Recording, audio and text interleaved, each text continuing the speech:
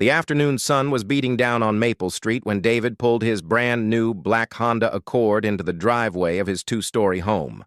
He let out a deep breath and turned off the engine, feeling that familiar sense of relief that comes after a particularly stressful day at the accounting firm.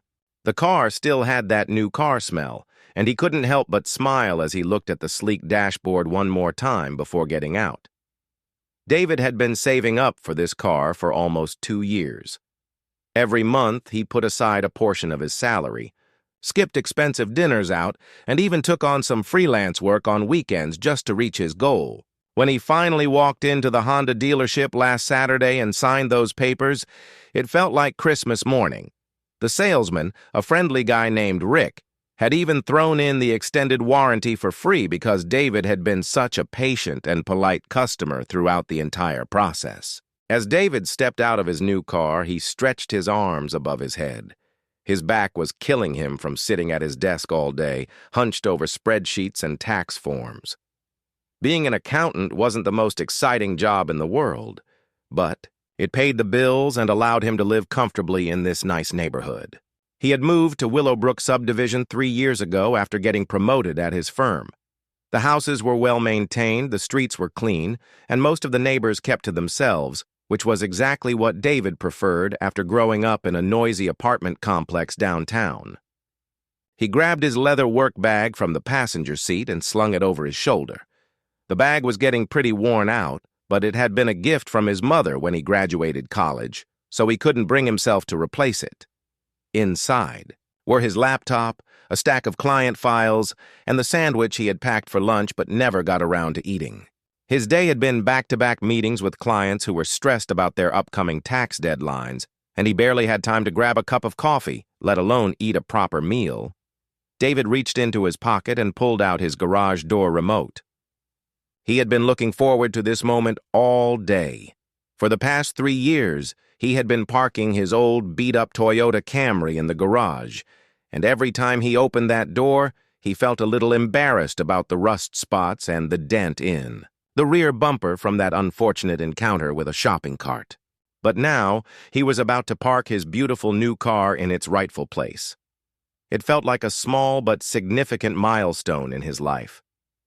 As he pressed the button and watched the garage door slowly roll up with its familiar mechanical grinding sound, David didn't notice the woman watching him from across the street.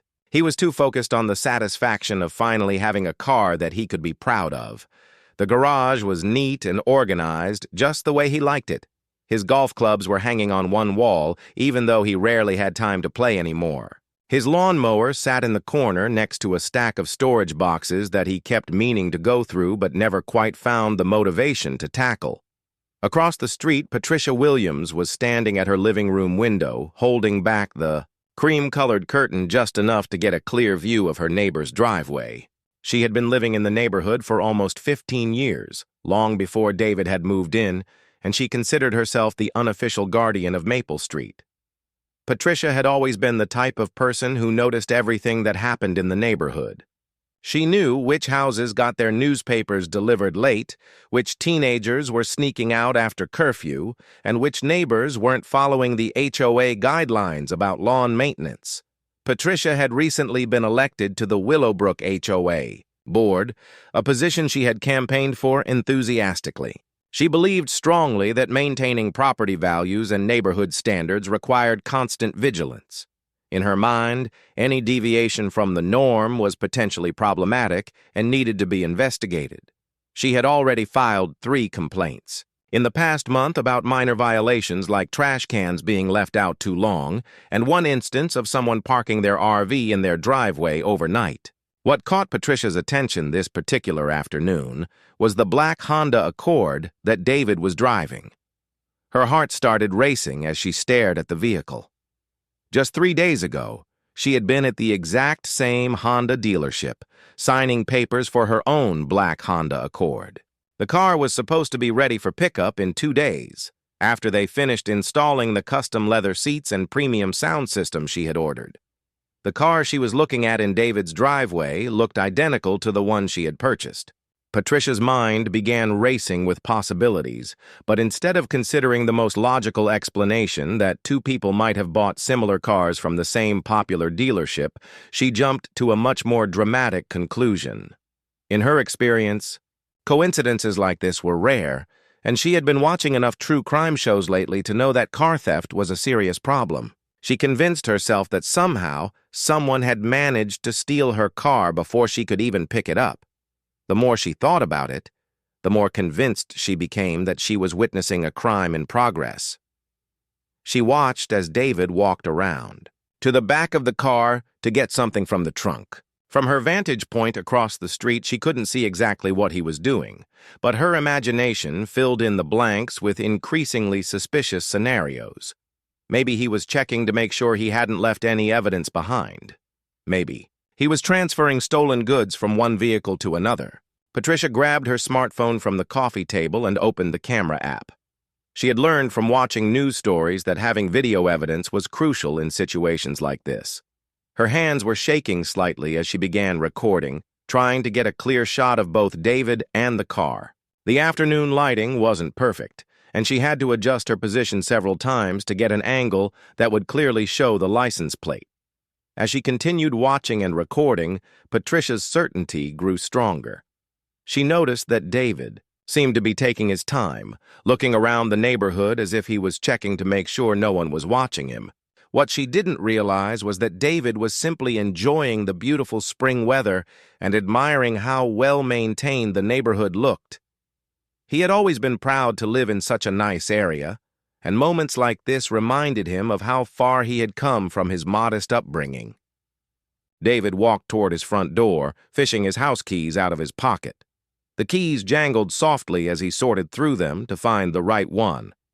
He had meant to organize his keychain for months now, but somehow he kept accumulating more keys and never got around to figuring out which ones he actually needed. There was his house key, his office key, his mailbox key, and at least 3 keys that he couldn't identify anymore, but was afraid to throw away in case they turned out to be important. Meanwhile, Patricia was becoming more agitated by the minute.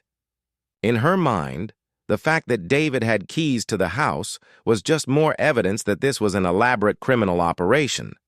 She assumed that car thieves probably worked with burglars and that David was about to break into someone's home as part of a larger crime spree. She didn't stop to consider that having keys to a house might indicate that someone actually lived there. The neighborhood was quiet, except for the distant sound of a lawnmower running a few streets over and the occasional car driving past on the main road. It was the kind of peaceful suburban afternoon that David usually loved, but today he was too tired to fully appreciate it. All he wanted was to get inside, change out of his work clothes, and maybe grill something simple for dinner while sitting on his back patio with a cold beer. As David inserted his key into the front door lock, Patricia made her decision. She was going to call the police. Patricia's mind was spinning as she watched David disappear inside what she was now convinced was someone else's house. She lowered her phone and took a step back from the window, her heart pounding with a mixture of anger and what she believed was righteous determination.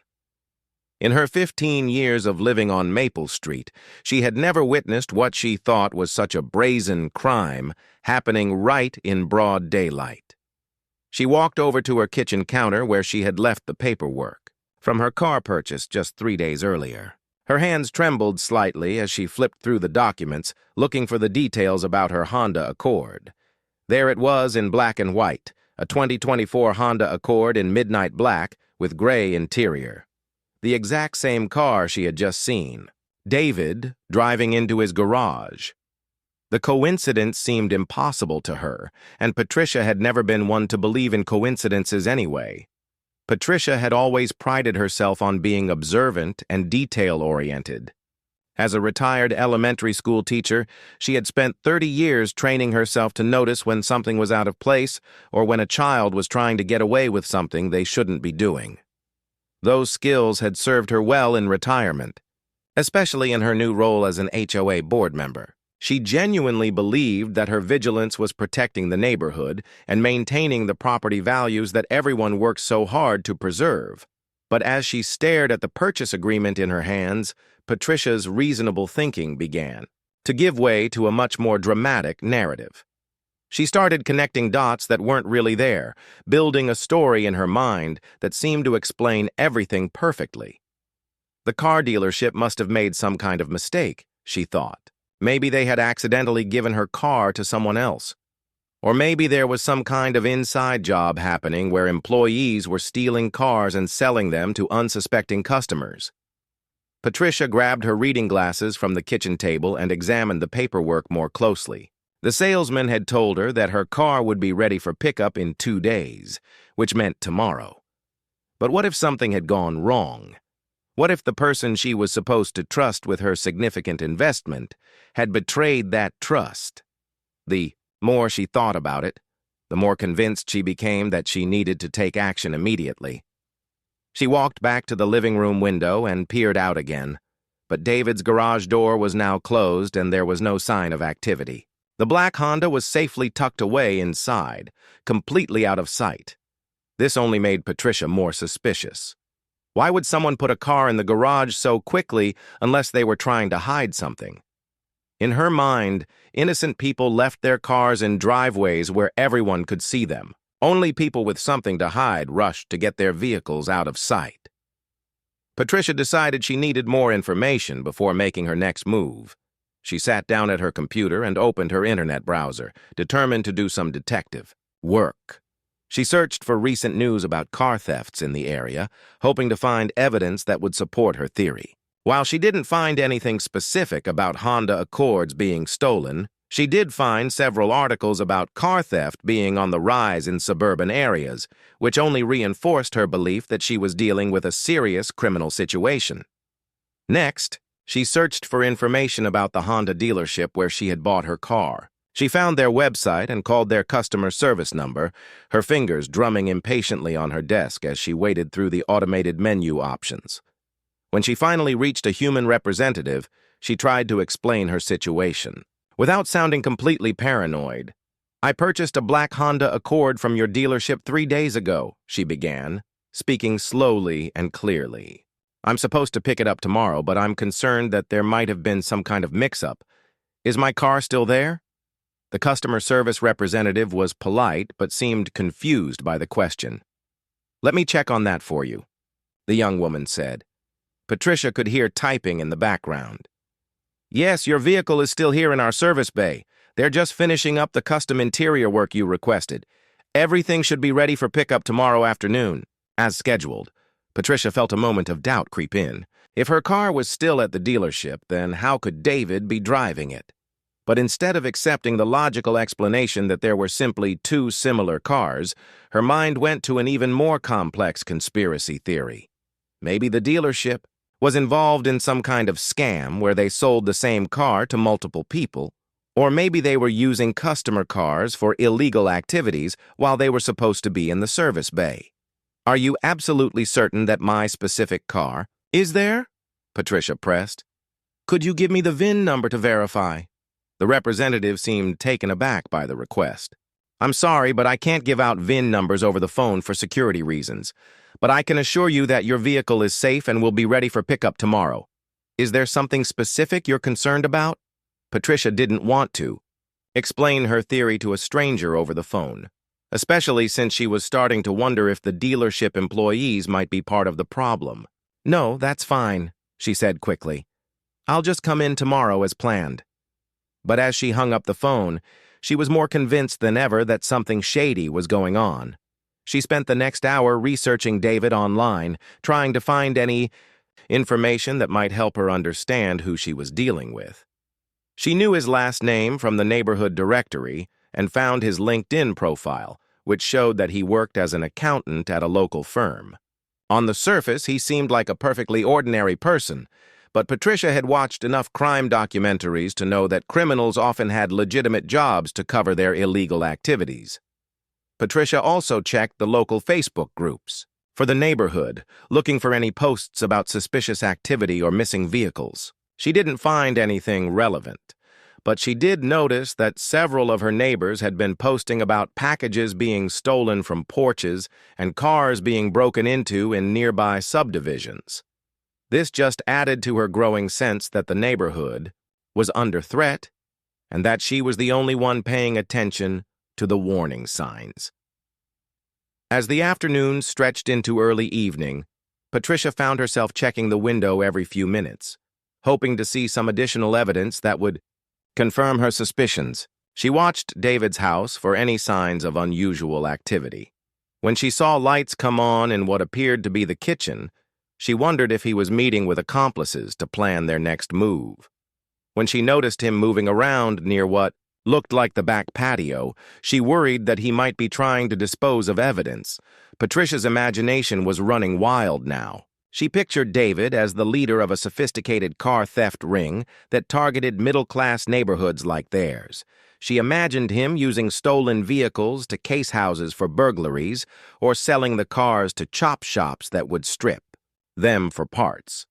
Every innocent activity she observed through her window became evidence of criminal behavior in her increasingly paranoid mind. By the time the sun started to set, Patricia had worked herself into a state of genuine fear and anger. She felt betrayed by the car dealership, threatened by what she saw as criminal activity in her neighborhood, and frustrated that no one else seemed to be aware of the danger. She was absolutely certain that she had uncovered something significant, and she was determined to do something about it before the situation got any worse.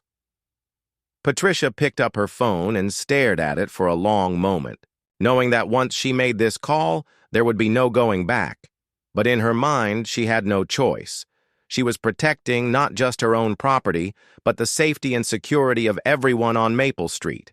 She was about to become the neighborhood hero who stopped a crime in progress. She dialed 911. Patricia's finger hovered over her phone screen for what felt like an eternity. The three numbers, 9 to 11, seemed to glow back at her in the dim light of her living room. She had never called emergency services before, not once in her entire life. Even when her husband had his heart attack 5 years ago, she had driven him to the hospital herself because it seemed faster than waiting for an ambulance. But this situation felt different. This felt urgent and dangerous in a way that required immediate professional intervention. She pressed the call button and held the phone to her ear with trembling hands. The phone rang once, twice, and then a calm, professional voice answered. 1. What's your emergency? Patricia took a deep breath, trying to organize her thoughts. She had rehearsed what she was going to say several times in her head, but now that she was actually speaking to a dispatcher, her words came out in a rush. Yes, hello. I need to report a car theft in progress, she said, her voice higher than usual with nervous energy. I'm watching it happen right now from my window. A man just drove my car into a garage across the street from my house, and now he's gone inside someone's home. The dispatcher's voice remained steady and professional. Okay, ma'am, I need you to slow down and give me some details. You said someone stole your car? Are you saying your vehicle was taken from your property? Patricia realized she needed to explain the situation more clearly. Well, not exactly from my property. I bought a new car 3 days ago from Honda dealership on Main Street. It's a black 2024 Honda Accord. I'm supposed to pick it up tomorrow, but I just saw someone driving the exact same car into the garage across the street. It has to be my car, because what are the chances of 2 identical cars being in the same neighborhood? There was a brief pause on the other end of the line, and Patricia could sense that the dispatcher was trying to process this information. Ma'am, is it possible that this person also purchased a similar vehicle? Honda Accords are fairly common cars, and black is a popular color. Patricia felt a flash of irritation. She had expected the dispatcher to immediately understand the urgency of the situation, not question her logic. No, you don't understand. I've lived in this neighborhood for 15 years, and I know all the cars that belong here. This man has been driving an old beat-up Toyota for the 3 years he's lived across from me. There's no way he could afford a brand new Honda Accord on his salary. I looked him up. He's just an accountant. The dispatcher tried to gather more information. What is your address, ma'am, and what is the address where you believe this incident is occurring? Patricia rattled off both addresses quickly, then continued with her theory. I think there's something shady going on at the dealership. Maybe they're involved in some kind of scam where they sell cars to multiple people, or maybe they're letting criminals use customer cars while they're supposed to be in the service department. I called them earlier, and they said my car was still there, but that could be a lie. Ma'am, I need you to clarify. Are you reporting a theft of your personal property, or are you reporting suspicious activity? The dispatcher asked patiently. Patricia was getting more frustrated by the minute. Why couldn't this person understand that she was trying to report a serious crime? I'm reporting both. Someone has my car, and they're using it to commit crimes. After he parked my car in the garage, he went inside a house. He probably doesn't even live there. He's probably robbing the place right now while we're wasting time talking about it. The dispatcher made a note and continued gathering information. Can you describe the person you saw driving the vehicle? Patricia looked out her window again, even though David was no longer visible. He's a black man, probably in his 30s, average height and build. He was wearing a white dress shirt and dark pants, like he was coming home from work, but that's probably just a disguise. He looked around the neighborhood like he was checking to make sure no one was watching him before he went inside. And you said this person entered a residence. Do you know who lives at that address? Well, yes. His name is David Thompson. And he's lived there for about 3 years, Patricia admitted. But that doesn't mean anything. Criminals are smart these days. They probably stole his identity too. Or maybe they're holding him hostage inside his own house. The dispatcher was quiet for a moment, and Patricia could hear typing in the background. Ma'am, if this person has been living at that address for 3 years and has keys to enter the residence, isn't it more likely that he legitimately lives there and legitimately owns the vehicle? Patricia felt her blood pressure rising. She couldn't believe that even the 911 dispatcher wasn't taking her seriously. That's exactly what they want you to think. These criminals are sophisticated. They probably forged documents and everything. Listen, I've been watching crime shows for years, and I know how these things work.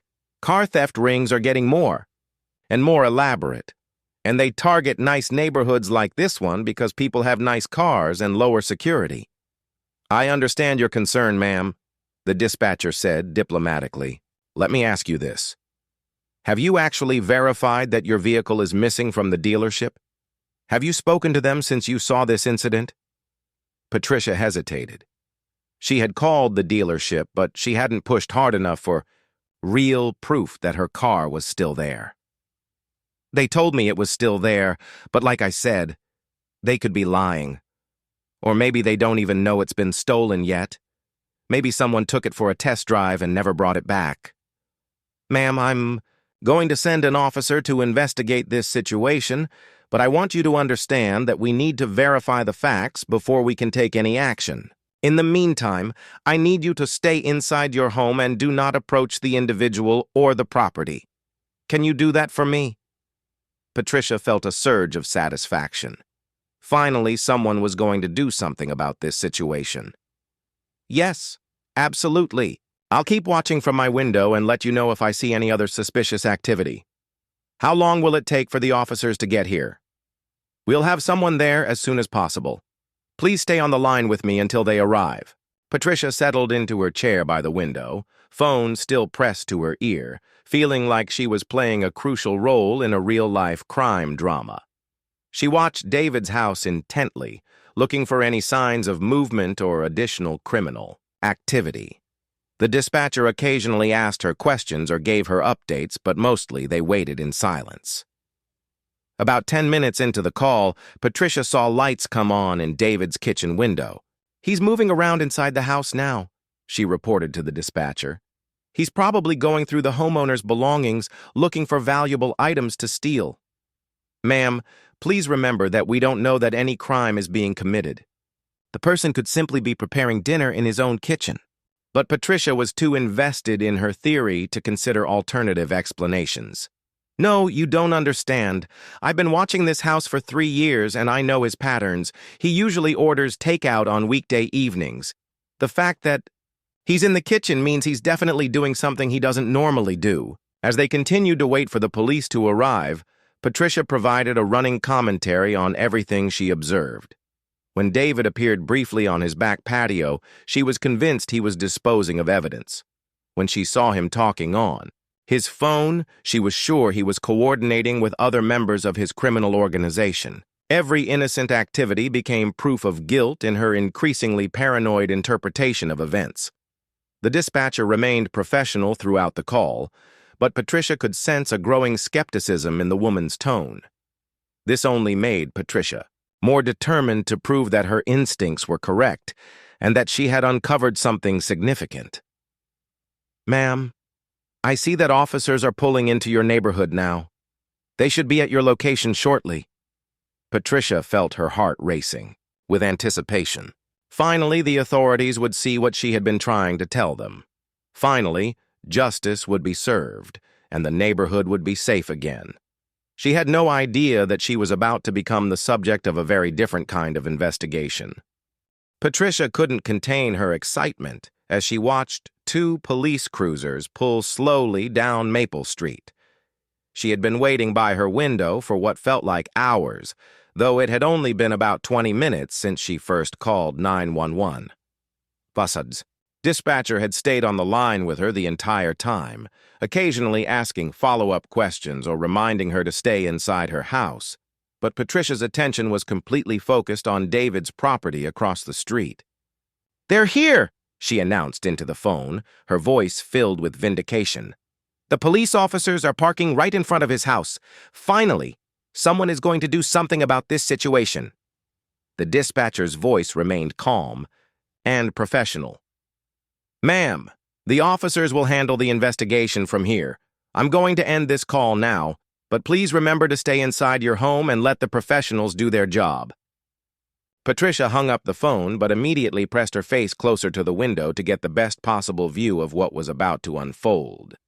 She felt like she was watching the climax of a crime movie, except this was real life, and she was the hero who had made it all possible. In her mind, she had potentially saved her neighborhood from a dangerous criminal and recovered her stolen property all in one afternoon.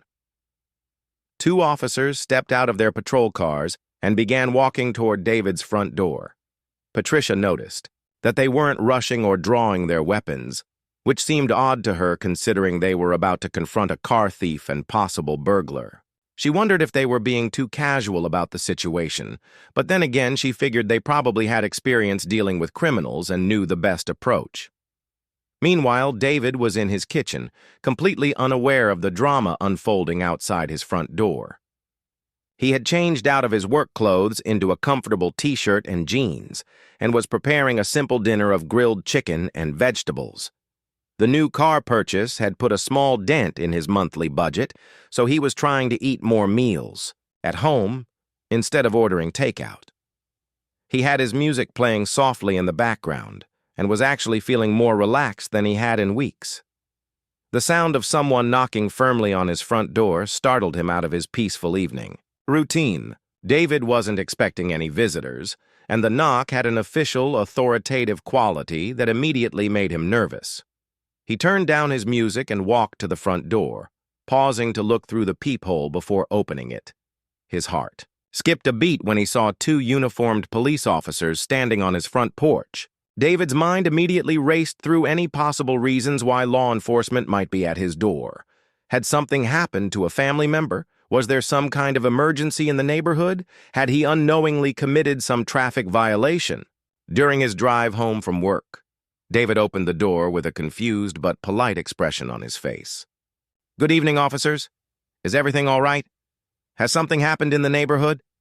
The older of the two officers, a middle-aged man with graying hair and a patient demeanor, spoke first. "Good evening, sir. We received a report about a possible vehicle theft, and we need to ask you a few questions. Are you the owner of the black Honda Accord that's currently parked in your garage?" David's confusion deepened. "Yes, that's my car. I just bought it a few days ago. Is there some kind of problem with it?" The second officer, a younger woman with a serious expression, pulled out a small notepad. "We need to verify your ownership of the vehicle. Do you have the registration and proof of purchase available? David felt a knot forming in his stomach. He had done absolutely nothing wrong, but being questioned by police officers about his brand new car was making him incredibly anxious. Of course, yes, I have all the paperwork inside. But can you tell me what this is about? Who reported a vehicle theft? The older officer gestured toward Patricia's house across the street. A neighbor called 911 claiming that someone had stolen her car and was using it to commit crimes. She identified the vehicle as being identical to one she recently purchased. David followed the officer's gaze and saw Patricia standing at her window, clearly watching the entire interaction. He had never had any problems with her before, though. He had always sensed that she was the type of neighbor who paid close attention to everyone else's business. "I think there's been some kind of misunderstanding," David said slowly. "Let me get my paperwork to show you." As David turned to go back into his house, Patricia became increasingly agitated across the street. From her vantage point, it looked like the officers were letting a suspected criminal go back inside the house unsupervised. What if he was destroying evidence? What if he was grabbing a weapon? What if he was planning to escape through the back door? Unable to contain herself any longer, Patricia grabbed her phone and headed for her front door. The dispatcher had told her to stay inside, but this was an emergency situation and the officers clearly needed her help to understand what they were dealing with. She had been the one to observe the crime, after all, and she had important information that could help them solve the case. Patricia marched across the street with determined strides, her phone clutched in her hand and her voice already rising, before she even reached David's property. "Officers! Officers! That's him! That's the man who stole my car!" The two police officers turned to look at her with expressions of surprise and mild annoyance. They had been handling the situation calmly and professionally, and this sudden interruption was not what they needed. "Ma'am, you need to step back and let us handle this investigation," the older officer said firmly. "We told dispatch that we would speak with you after we finished talking to this gentleman." But Patricia was too worked up to listen to instructions. "You don't understand. He's been driving my car around the neighborhood for hours. I saw him park it in that garage, and then he went inside that house like he owns the place. He's probably been planning this for weeks." David emerged from his house holding a folder full of documents just in time to hear Patricia's accusations. His confusion turned to shock and then to a growing sense of outrage as he realized what was happening. "Excuse me? What? This is my house and that's my car. I have all the paperwork right here to prove it." Patricia pointed an accusatory finger at David. "Don't try to lie your way out of this. I know that's my car because I bought the exact same model 3 days ago. The chances of two identical cars being in the same neighborhood are practically zero." The younger officer stepped between Patricia and David, trying to maintain order. "Ma'am, we need you to calm down and let us examine the documentation. Sir, can you please show us your registration and proof of purchase?" David handed over his folder with trembling hands, his mind reeling from the bizarre accusation. He watched as the officers carefully examined his registration, insurance card, purchase, agreement, and financing documents. Everything was clearly in his name, with his address, and dated from the previous Saturday when he had bought the car. The older officer looked up from the paperwork and then glanced at Patricia. "Ma'am, these documents clearly show that this gentleman purchased this vehicle legally and owns it outright. The car is properly registered in his name at this address." Patricia's face flushed red with indignation. "Those documents are obviously fake.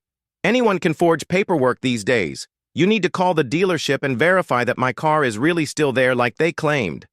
By this point, several other neighbors had emerged from their houses, drawn by the commotion and the presence of police cars. David felt humiliated and angry as he realized that his private business was becoming a public spectacle. He had always kept to himself in the neighborhood, maintaining his property and following all the rules, and now he was being accused of being a criminal in front of everyone he lived near. The situation was spiraling completely out of control, and David knew that his quiet evening at home had turned into a nightmare that would likely affect his relationship with his neighbors for years to come. The older police officer had seen enough neighborhood disputes in his 20-year career to know when a situation was about to get completely out of hand. He held up his hand to silence both Patricia and David, then pulled out his radio to call the Honda dealership directly. The tension on David's front lawn was thick enough to cut with a knife, and a small crowd of neighbors had gathered on the sidewalk to watch the drama unfold. Dispatch.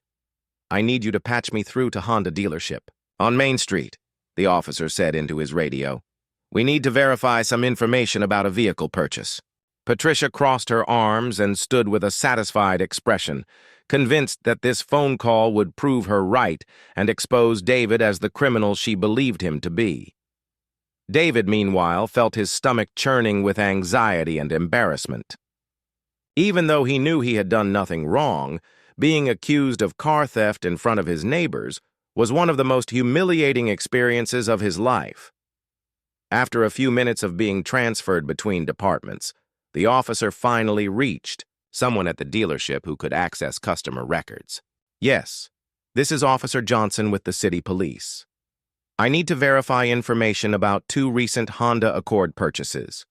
He read off Patricia's information first, then David's, while both of them stood listening intently to every word.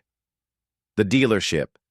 Representative was able to quickly confirm that Patricia's black Honda Accord was indeed still in their service bay, waiting for her to pick it up the next day. They also confirmed that David had legitimately purchased an identical vehicle the previous Saturday and that all his paperwork was in order. The representative even mentioned that it wasn't unusual for them to sell multiple vehicles of the same make, model, and color in the same week, especially popular combinations like black Honda Accords. When the officer hung up his radio, Patricia's face had gone pale. The dealership had just confirmed that her car was still there, which meant that David's car really was his own legitimate purchase. But instead of admitting her mistake and apologizing, Patricia's mind immediately jumped to new conspiracy theories. They're all in on it together, she declared, her voice getting higher and more frantic. The dealership is obviously covering for them. They probably have some kind of arrangement where they report cars as being in the shop when they're really being used by criminals. David's patience finally snapped. Lady, are you completely insane? I bought this car with my own money that I saved for 2 years. I have every receipt, every document, and every piece of paperwork to prove it. What possible reason would I have to steal a car when I can afford to buy my own?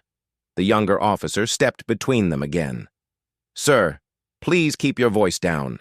Ma'am, I understand you're concerned about your property, but the evidence clearly shows that this gentleman owns his vehicle legally. We've verified his documentation and confirmed with the dealership that your car is safe and accounted for. But Patricia wasn't ready to give up. She pulled out her phone and started recording David again. I'm documenting this whole cover-up. When my car goes missing, I'll have proof that the police refused to investigate properly. You're all going to be sorry when this man commits more crimes. By this point, about a dozen neighbors had gathered to watch the spectacle. Some of them knew David and were shaking their heads in disbelief at Patricia's accusations. Others were whispering among themselves, trying to figure out what was happening. A few people had started recording the incident on their own phones, realizing that this was the kind of neighborhood drama that would be talked about for years. Mrs. Henderson, an elderly woman who lived next door to David, stepped forward from the crowd. Officers, I've lived next to David for 3 years, and he's one of the most respectful and quiet neighbors I've ever had. He takes care of his property, he's never caused any problems, and I saw him shopping for cars at that dealership just last weekend. This woman is making a fool of herself. Several other neighbors nodded in agreement and voiced their support for David. This only made Patricia more defensive and angry. She couldn't understand why everyone was taking his side when she was clearly the victim in this situation. You're all being fooled, Patricia shouted. He's obviously been planning this for a long time. He probably researched the neighborhood. and picked that house specifically because he knew the neighbors would defend him. The older officer had reached his limit with Patricia's behavior. "Ma'am, we've thoroughly investigated your complaint and we've found no evidence of any crime. The vehicle belongs to this gentleman, and he has every right to park it on his own property. If you continue to harass him or make false accusations, you could be charged with filing a false police report or harassment." Patricia's eyes widened, in shock. "False police report? I'm the victim here. I'm the one trying to protect this neighborhood from criminals." David finally spoke up, his voice tired but firm. "Patricia, I don't know what your problem is with me, but this has gone way too far. I bought that car with my own money. I live in this house that I pay a mortgage on, and I've never done anything to you or anyone else in this neighborhood. You need to stop this nonsense right now." The police officer spent a few more minutes documenting the incident and explaining to Patricia that she could face legal consequences if she continued to make false accusations or harass her neighbor. They also advised David about his options if the harassment continued, including filing a restraining order if necessary. As the officers prepared to leave, Patricia made one last desperate attempt to salvage her credibility. "Fine. But when more cars start getting stolen in this neighborhood, don't come crying to me. I was trying to protect all of you, and you threw it back in my face." She stormed back across the street to her house, slamming her front door so hard that it echoed throughout the neighborhood. The gathered neighbors slowly began to disperse, but not before several of them approached David to apologize for what he had been put through and to express their support. David stood in his driveway for a long time after everyone had left, staring at his beautiful new car and wondering how such a happy day had turned into such a nightmare. He realized that his relationship with Patricia would probably never recover from this incident, and he worried about what other problems she might cause in the future. Over the next few days, word of the incident spread throughout the neighborhood and beyond. Several neighbors had posted videos of the confrontation on social media, and the story quickly went viral as an example of how racial profiling and paranoid thinking could lead to completely absurd situations. Patricia became known throughout the community as the HOA Karen who called 911 on her neighbor for buying a car. The HOA board called an emergency meeting within a week of the incident. After reviewing multiple witness accounts and video evidence, they voted unanimously to remove Patricia from her position on the board.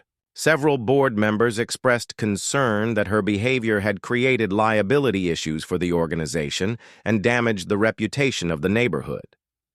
Patricia never did apologize to David. She picked up her car from the dealership as scheduled, but she rarely left her house after that, knowing that she had become a laughingstock in the community. David, meanwhile, continued to live peacefully in his home, though he always felt a little uncomfortable whenever he saw Patricia watching him from her window. The incident became a cautionary tale about the dangers of jumping to conclusions and the importance of thinking twice before calling the police on neighbors. For David, it was a reminder that sometimes owning nice things comes with unexpected challenges, especially when you have neighbors who can't mind their own business.